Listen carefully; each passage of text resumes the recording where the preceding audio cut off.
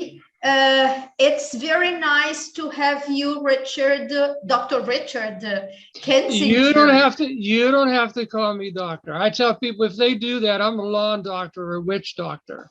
Okay. I'm retired now. I'm way beyond that. You just call me Richard. Okay, Richard. So it is a great honor to have you interviewed by our group, by CESTIS group today. Sure. Before we start the interview, I think it would be a good idea if you could tell us a bit about yourself, so people who don't know you can have an idea of your work and of your expertise. Okay. I've been a clinical psychologist. I have dual degrees in clinical psychology and clinical social work. So I've been actually a psychotherapist for about 50 years now. Though I am retired, I still do it free of charge to my colleagues, my friends, and particularly my wife. I was also a member of the Air Force from 1969 to 1963. It was during the horrendous Vietnam conflict, but I was a ER medic, so I didn't have to shoot anybody, and I didn't have anybody shooting at me. I have taught at 4 universities here in Pennsylvania. So, but again, I'm retired now. Well, but you still have time to write a lot, right? Oh, and I to do. Research. I do. I now have 29,000 articles on ResearchGate, but I do have them at other sites. But now at ResearchGate, I love it because it connects me to people, folks like you and other researchers and professors. So it's my favorite site. Okay, that's great. So I'm going to ask you, the first question I would like to ask you is, you studied the metaverse, right? Correct. What is your definition of metaverse? So again, I'm going to provide this clinical biopsychosocial perspective.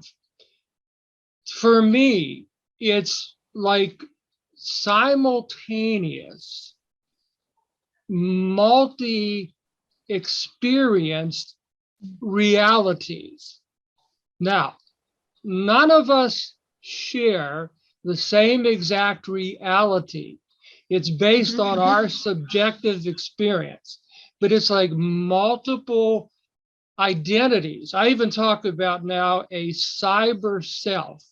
We have a private self, we have a public self, and now we have a cyber self. And I try to pay attention to how concordant or different they are. And from what I have found, the cyber self can be quite different than the real self, so to speak. How would this technology be used in a constructive way? And would it also be used in a destructive manner? How would you differentiate both? I'm glad you mentioned that. With any technique, with any newer, and I grew up way before this was happening, right? I'm always interested in who engineers or who creates these various kind of possibilities and sites. I'm not sure if they have a vision or a value about how it may be received and utilized by actual humans. If somebody is intact in terms of their personality, they're integrated, they'll use it constructively and wisely. On the other hand, I'll use the US as an example. It's very clear to me that we're in the midst of a devolving second civil war. And the aggression and the violence, sadly, as I've predicted, has grown. So those folks use it quite destructively.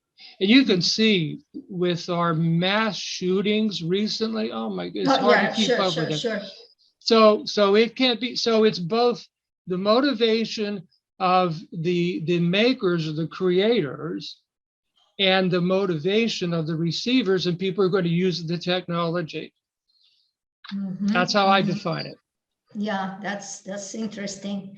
What are the core elements of Meta? And telepresence and teletransportation would be some of these elements of Meta. Well, in terms of teletransportation, I'm a fan of the original Star Trek, right? The original Star, and they did a lot of that, and the illusion was fascinating. At a physiological level, I have no idea how that could operate. But at a psychological or social level, it can transform our experience, which can be constructive, which can be destructive. So it that's depends how I on define Meta. It offers us many, many possibilities, all at the same time. Yeah, and it all depends on the person, really, right? It's the receiver. I still don't let the creator off the hook. You know, when I've designed programs, I think about what is my core mission? What is my core vision? What is my core value? And I use this moral reasoning. So, okay, so if I go forward with this project, how many people could I help and to what degree? How many people could I hurt and to what degree? Now, as a clinician, I adopt the Hippocratic Oath. Above all else, do no harm. So if I think I could unintentionally do harm to others, I'm not going to go forward with the project. I'm not going to do it. Sure. Okay. Do you think that this sense of embodiment and belonging impact interaction in these virtual environments? It does. Let me differentiate, though. For us who are much more integrative, we're going to seek out face-to-face opportunities with people. I mean, we are a collective peoples, and we share so much at the genetic level, though we've got to make room for understanding a person's socialization process and enculturation, all right? So most of us have what we'll refer to as a pro-social personality, and that's who we are over time. There are people who have asocial personalities, and sadly, those who have antisocial, all right? Yeah. They're going to use it destructively. Good news is the vast majority of us are pro-social. And so our intentions, I think, are positive because we are collective peoples and we all belong together. So do you think we change? Is it possible to change when we are in a virtual environment, or we are who we are, really? Well, good. That's excellent. Those of us who are far more integrative. Now, if you're familiar with the term of self-actualization, I call it optimal phenotype, that you're consistently the best person you can possibly be. So that's the majority, but there's a significant minority who are not that integrative, and they're not going to use the experience as constructively and maybe even destructively, sadly. But it's a small percentage of the population. If you think of the total population who use these platforms, that's a lot of people. It's probably 2% or less. That's still numerically a lot of people. So it can be hurtful. So the good news is that the majority is not, right? That's the good news. Yeah, that's good. What are the potential benefits and challenges of this virtual environments, of this Meta or whatever? It opens our opportunities and our possibilities to be connected, like to folks like you, to be connected to other people across the world, whether it be relatives or other clinicians or researchers. That's why I love ResearchGate, because it really opens up the whole world to me. So that's the positives. I still go back to that small group of people who are not going to use it constructively, and they can do a lot of damage. And we see that so much here in America. We're a wonderful country if we can truly integrate, but we haven't. We're struggling with that. I'm sure you've heard of the great replacement theory, that that we white folks who've had the majority, right? We've taken our Native American people and we've isolated them. We have not integrated them into society. We have many people of color, and we're a rainbow collective. However, some white folks feel like we have inherited this country. We don't want these other people. And that's a part of our second Civil War. Yeah, wow. Yeah, that's terrible. Huh? I don't know how y'all do it in Brazil, but yeah, we do something very similar. So it's quite not interesting to talk about. Right. Let's talk about the good, the positive things. Right. It breaks my heart. It breaks my soul. Yeah, to see that we can't fit together, because the more we're connected, the more we have a chance to survive and even thrive. Sure, and to learn, right? And to learn a lot. Oh, there's a lot we can learn from each other. Sure. So let's forget this minority of people. Can meta be used in all areas of knowledge? And if so, which areas would benefit more from it? And would it impact positively, now going to your expertise, would it impact positively in clinical research? Oh, I absolutely think so. In fact, during this COVID pandemic, over 2 years, many of my colleagues were reaching their clients who couldn't come to the office virtually, which is better than some will do telephone, which I don't care for. I was trained to see people. And so I think in many ways it can be awesome to educate people about how to be proactive about their health, not just their physical health, but their psychosocial health. So I think it can have, again, my goal would be if we can bring people together, and I think it has that potential, right? To say we are a collective. And if we stay connected, we're going to survive, and we're even going to thrive. And we'll pass that on to our next generations. Would you say that virtual environments are the best or one of the best ways of trying to build the communities and to collaborate, or not? Nowadays, for the most part, yes, for the most part. But I'm still going to talk about that small minority that won't. Sure. And we have to contend with it, because right now here in America, we're tearing ourselves apart. I mean, literally tearing ourselves apart.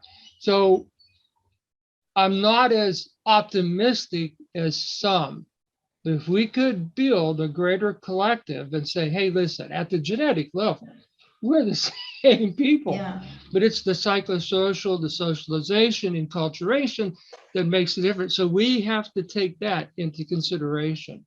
I think it has potential. It has potential, yeah. Would it help, or how would it help build a collaborative community? What are the basic elements to really create a collaborative community? And be more radical with different types of cultures and people? Well, yeah, that's If that's a possible. great no, that's a very meaningful situation. Let me rely on my 51 years of clinical experience. I've seen people of various cultures, because we do have that here in the United States. I see people with different genders, men and women. I see people who sexually are transitioning or doing different. So what I do is, at least in therapy, I connect to the person where they're at. And if they're struggling with where they're at, I can gently move them by having what we call a working therapeutic alliance. And we can prove across all kinds of presenting issues, it's the working therapeutic alliance that makes all the difference in the world, because we approach each and every client with positive regard. You're important in yourself. You are also important because you share a lot with other people. So we can move. I think it has those possibilities to move folks, and most folks are going to benefit. But is it easy to do it? Well, it's certainly the optimal goal, and I think it can be done as long as we can be straight with people. You know, across the globe, there's a lot of misinformation because people are just not well informed. But this disinformation is deliberate to undermine others. That's the destructive element. So that's the delicate balance. And I guess I go back to the American experience. We're not doing it well. We are not doing it well. So those are my concerns. And there is one more thing I'm really interested about. I read very quickly something that you were researching for artificial life. Yeah, that's right. We're so interested in how we came to be over maybe thousands of years, eons of years, billions of years, which I can't comprehend. Right? Okay, but first of all, what is artificial life? There's this notion. What is the concept of artificial life? The concept is it's all about organic chemistry, all right? And the possibilities that inorganic material can give rise to complex organicity. All right. One example right now, we can take stem cells who are remarkable. The cells can do whatever we want them to, right? Differentiate, they can migrate, they can specialize. We can take these stem cells and turn them into neurons, and they show activity right away. I mean, this is what they're primed to do. All right, so we're taking what we think is life that's impossible, inorganic, and move it to organic, right? But some people are going to use it to try to create a master race. Yeah. And I have concerns. China, by the way, has the largest amount of genetic material across the world. Now, can we trust them to use it for our benefit or to our detriment? But that's the notion. We can take inorganic to organic. Now, theoretically, that is interesting to me, but I'm not a biologist. I'm not a chemist. I work with the psychosocial factors. And I think we can make meaningful connections in those areas across the world. So again, I think it has tremendous benefit. But it's still in the beginning, or incipient research, or a developed research? It's developing rapidly, because the notion is all of our experience really happens at the genetic level, right? And I say, well, no, there's a whole lot more. There's a lot more epigenetic factors that lead to the optimal phenotype. But chemists, I mean, it's interesting. I have people with many different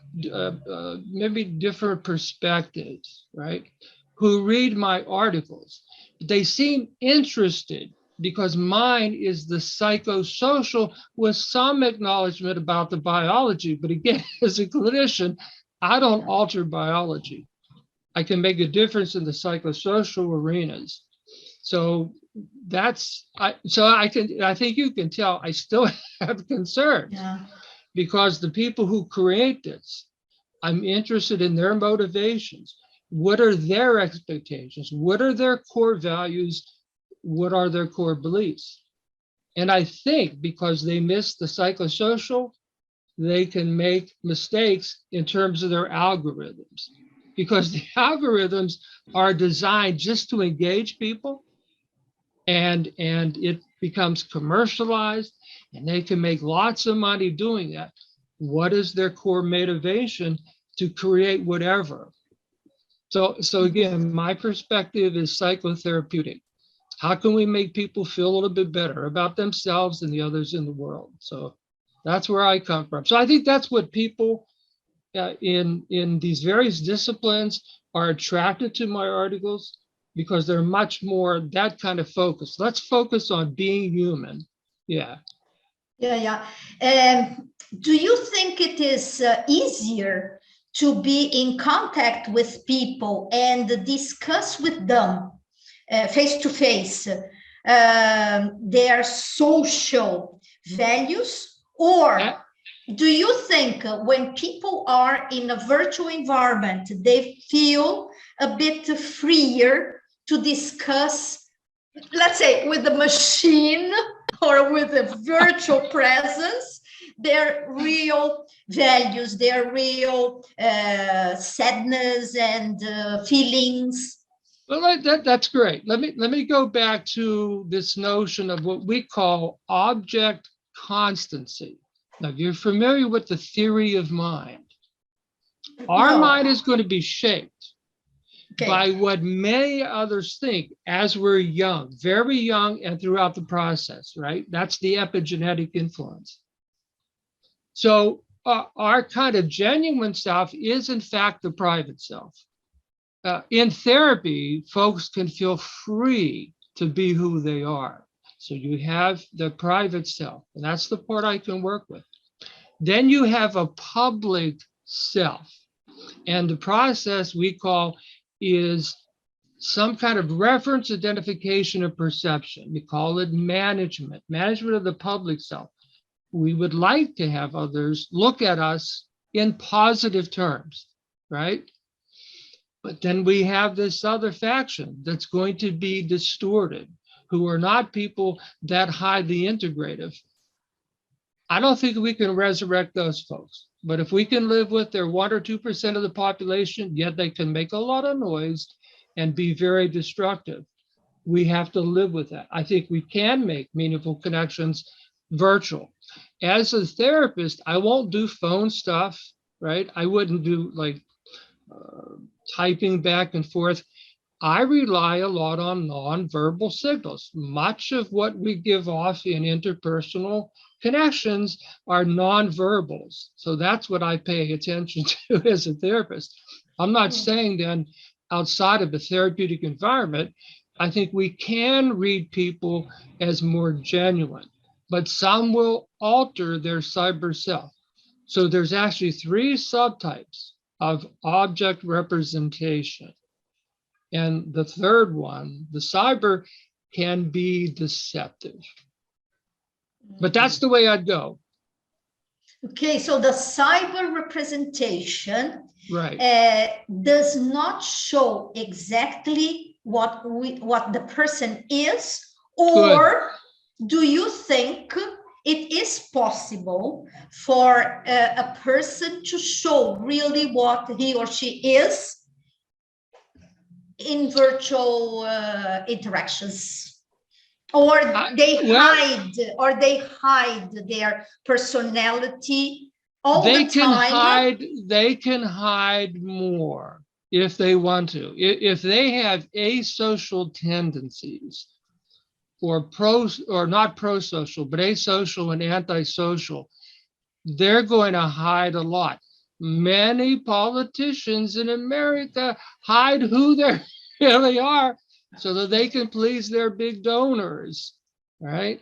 So again, I think there's, for the vast majority of it, can enhance connections.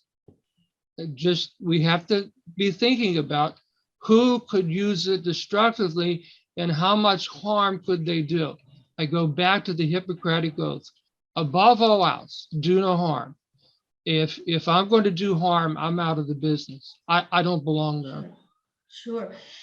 So I'm thinking about what you were saying.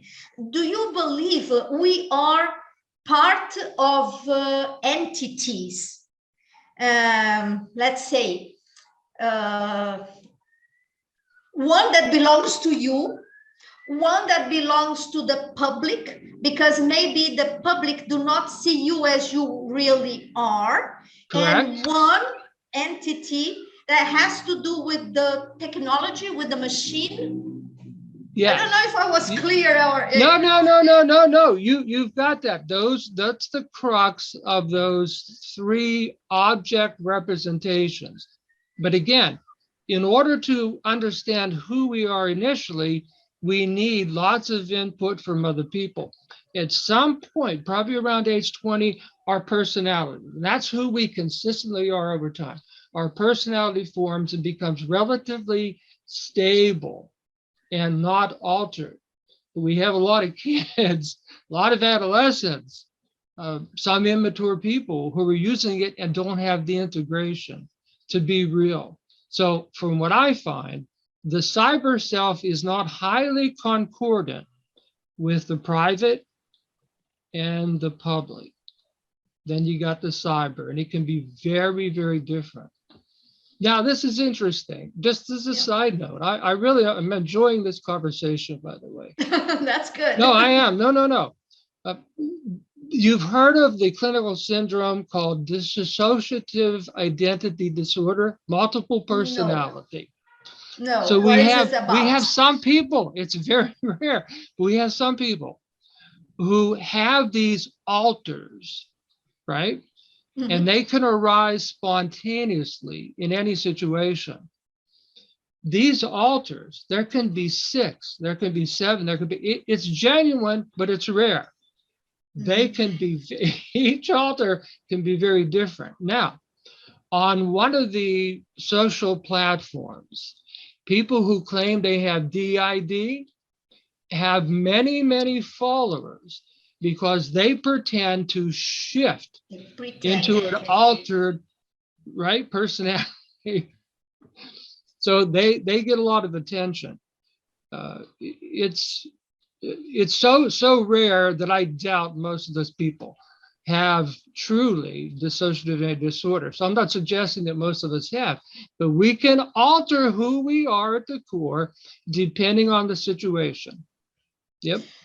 Okay, so do you think when people use avatars, are they real or are they pretending to be real? or I don't know.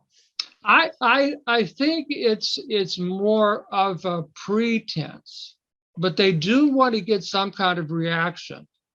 I choose not to have an avatar. I am who I am. Is it to hide yourself from? They can't. No. Good. No, they can't. I mean, that's the issue. Some will do that. All right, and hide who they really are. Then it would be hard to detect, but it can be easier to detect when it's this video. When we can see each other, it's much harder to hide, right? But if it's not done that way, the other issue, we're using some of this technology to identify people who are struggling, people with depression, people with suicidal, using these algorithms. The research is still preliminary, but it appears to me, my interpretation, we're doing more harm than we are good, than benefit with these folks who are really struggling. But there's algorithms that are designed to detect people's moods. And if it's accurate, right, we use psychometric tools with high validity and reliability. They can't prove that these algorithms do that with any degree of accuracy, and that can be dangerous. Sure. So again, we may be talking about a small subset of people, but those people are very, very vulnerable. And very dangerous, right? Okay, I'm glad you asked that. The vast majority of people that I've seen, and I've seen them with what we call serious behavioral health disorders, drug addiction, severe depression, psychosis, they're far more likely to be victims of crime than to be violent. In my career, sadly, I did have one client who committed suicide. 3 of my active clients, however, were murdered. We're far more likely to be vulnerable, our clientele. They're more likely to be victims of. Yeah. I've done, if at some point you're interested, you go back to ResearchGate, look at some of my stuff. I offer recently profiles of these active male shooters. How often have you ever come across a mass shooter who was female? And if you said none, you'd be correct. So there's something about the male ego for some set of people. And so we think we can detect that through algorithms. We're going to be wrong. We're going to miss the mark. Okay, and I have one more question. You can have as many questions as you want. I'm retired. Okay. I got time. You may not. Okay, no, but I have to think about what you said, and then we can also, if you don't mind, to have another interview, because then I am processing all this information. Not at all. Well, that's really what we do as therapists initially. The first couple of sessions, we listen. Tell me more. Sure. Tell me more. Get the information. Then you can synthesize it. Go ahead. Oh, that's great. I have a question. Do you think people who use technology can be more influential than people who are doing something like that, but in face-to-face communities? Is it more dangerous to use the machine? We can reach the matches. Just to give you an interesting example, I don't use any social sites. They're all professional. But my wife and my son and my daughter and even my grandkids, they have all these folks they call friends. Some people have 450. Some people have 1,000. Some people have thousands and thousands of followers. I don't want that. I don't need. There's a term called self-actualization. It's Abraham Maslow. And there's a couple traits that show when people have reached a level of integration, they value quantity. Yeah, quantity. I mean, that's quality, right. not quantity of connections. Quality, yeah. And they're usually people who are quite humble, quite empathetic and compassionate. But that's not the whole of the population. Yeah, okay. Well, Richard, I liked talking to you a lot. And okay, and I won't even charge you for this therapy session. That's right. Pro bono. I think it is a good idea if later we can set a date and a time of your convenience, and we talk a bit more about all this, right? That would be terrific. You can count on me. Mind if I Okay, Oh, I've ask, would enjoyed, like no, if really, you I- can't. I've really enjoyed this interaction. Mind if I okay. make Thank a you brief very comment? much for the time being. You're quite We welcome. are going to upload this interview. And Sure. as soon as it is on, I'm going to send you the link so you can see what we discussed. And I will be back to you because I think this is something very, very interesting, especially when it links technology and how it impacts on our society. And that is the main objective of our group, is to integrate technology and society, right? So this would be something we can also talk about more in details, right? I'm available. Okay, so for the time being, thank you very, very much. You're quite welcome. On behalf of CESTI, right? Good.